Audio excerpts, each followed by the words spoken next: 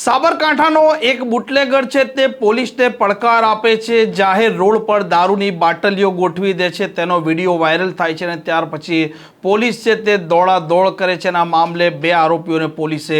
ઉપાડ્યા છે તેની વાત કરવી છે। વૈષ્ણવજન તો તેને કહીએ જે પીડ પરાઈ જાનાને રે।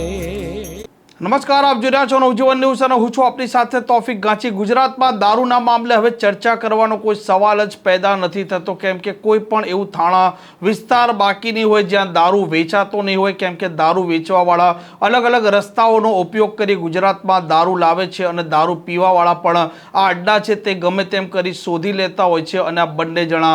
રાજી થઈ જતા હોય છે અને પોલીસ છે તેમને પણ કેટલાક કિસ્સામાં મજા પડી જતી હોય છે અને દારૂ હવે ચર્ચાનો કોઈ મુદ્દો પણ નથી। પરંતુ વાત કરવી છે એક બુટલેગર પોલીસને કેવી રીતે નિશાને લે છે તેની, કેમ કે તેનો પ્રતિસ્પર્ધી હતો, તેના સાથે હિસાબ કિતાબ કરવો હતો અને તેના પ્રતિસ્પર્ધી પાસેથી તે દારૂની બોટલો મંગાવે છે। ત્યાર પછી આ જે સાબરકાંઠાના હિંમતનગર રોડ છે જે ખેડ તસિયા તરીકે ઓળખાય છે, ત્યાં રોડ પર તે દારૂની બોટલો બનાવે છે, વિડીયો પણ બનાવે છે અને તે વાયરલ પણ થાય છે અને આ ઘટના બાદ હિંમતનગરની પોલીસ છે તે દોડતી થાય છે, એ ડિવિઝનમાં ગુનો દાખલ થાય છે અને આ મામલે પોલીસે 3 આરોપીઓના વિરુદ્ધ છે તેમાં અલગ અલગ ગુના દાખલ કર્યા છે, જેમાં આ શ્રવણ ભાટ છે અને મુકેશ ભાટ તે બંનેની ધરપકડ કરી લીધી છે અને આ મામલે પોલીસ અમલદારનું નિવેદન પણ સામે આવ્યું છે। અને હિંમતનગર વચ્ચેને જોડતો જે સ્ટેટ હાઈવે ખેડતસિયા સ્ટેટ હાઈવે છે તે સ્ટેટ હાઈવે પર દારૂની બોટલો ગોઠવી એક વિડીયો જે વાયરલ થયો હતો તેના પર શું કાર્યવાહી હાથ ધરવામાં આવી, કેટલા આરોપીઓની ધરપકડ કરવામાં આવી છે, કોનો શું રોલ રહ્યો હતો? ગઈકાલે સાંજે જે આપે કહ્યું એમ જાહેર રસ્તાઓ પર હિંમતનગર શહેરમાં દારૂની બોટલો ગોઠવીને એક વિડીયો વાયરલ થયેલો હતો, જેમાં જે વ્યક્તિ દેખાય છે શ્રવણ ચેલાજી ભાટ છે, એણે મુખ્યત્વે આ બોટલો છે એ મુકેશ ભાટ નામના વ્યક્તિ પાસેથી ખરીદેલી હતી અને મુકેશ ભાટ અને શ્રવણ ભાટના જે સંબંધી છે એની બંને વચ્ચે અગાઉથી જે અદાવત ચાલી આવે છે એને ધ્યાનમાં રાખીને આણે આ સમગ્ર વિડીયો છે એ વાયરલ કરેલો હતો। આ વિડીયોના અનુસંધાને એ ડિવિઝન પોલીસ સ્ટેશનમાં શ્રવણ ચેલાજી ભાટ, મુકેશ ભાટ અને જીતુ ભાટ વિરુદ્ધ પ્રોહિબિશનની વિવિધ કલમો હેઠળ ગુનો રજીસ્ટર કરવામાં આવેલ છે અને શ્રવણ ભાટ અને મુકેશ ભાટની ધરપકડ કરવામાં આવેલ છે। આ સિવાય જે શ્રવણ ભાટે જાહેર રસ્તા પર આ પ્રકારે અડચણરૂપ કાર્ય કરેલું હતું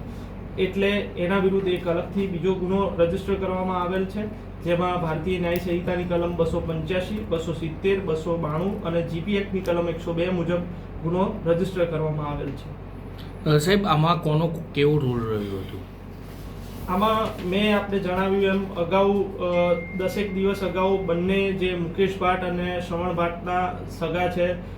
પ્રવીણ ઉર્ફે પૂછ્યો, એ 2 વચ્ચે મારામારીના બનાવ બનેલા હતા। એ બાબતે બી ડિવિઝન અને એ ડિવિઝન પોલીસ સ્ટેશનમાં વિવિધ ગુના બંને વિરુદ્ધ ક્રોસમાં નોંધાયેલ છે।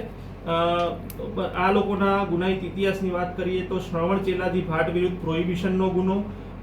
લૂંટનો ગુનો અને અન્ય ગુના નોંધાયેલ છે। એ સિવાય મુકેશ ભાટ વિરુદ્ધ પણ પ્રોહિબિશન અને અન્ય કલમો હેઠળ ભૂતકાળમાં ગુના નોંધવામાં આવેલ છે। આના સિવાય જે અગાઉ વાત કરી એમ પ્રવીણ ઉર્ફે પૂછ્યો જે ભાટ છે એના વિરુદ્ધ 5 થી 6 કેસ અલગ અલગ પોલીસ સ્ટેશનમાં વિવિધ કલમો હેઠળ નોંધવામાં આવેલ છે, જેમાં પ્રોહિબિશન અને મારામારીના ગુના નોંધાયેલ છે। આ સિવાય સાબરકાંઠા પોલીસ દ્વારા આ પ્રકારના ઇસમો વિરુદ્ધ છેલ્લા 4 મહિનાની અંદર 60 થી વધુ પાસા અને 50 થી વધુ તડીપારની પ્રપોઝલ મૂકવામાં આવેલ છે। કેટલા આરોપીની ધરપકડ કરવામાં આવી છે, કોની ધરપકડ બાકી? હાલ જે શ્રવણ ચેલાજી ભાટ જે વિડીયો વાયરલ કરેલો હતો અને દારૂ ખરીદેલો હતો એના વિરુદ્ધ અને મુકેશ ભાટ જેણે દારૂ આપેલો હતો એના વિરુદ્ધ ગુનો નોંધવામાં આવેલ છે અને એમની બંનેની ધરપકડ કરવામાં આવેલ છે અને જીતુ ભાટ હજી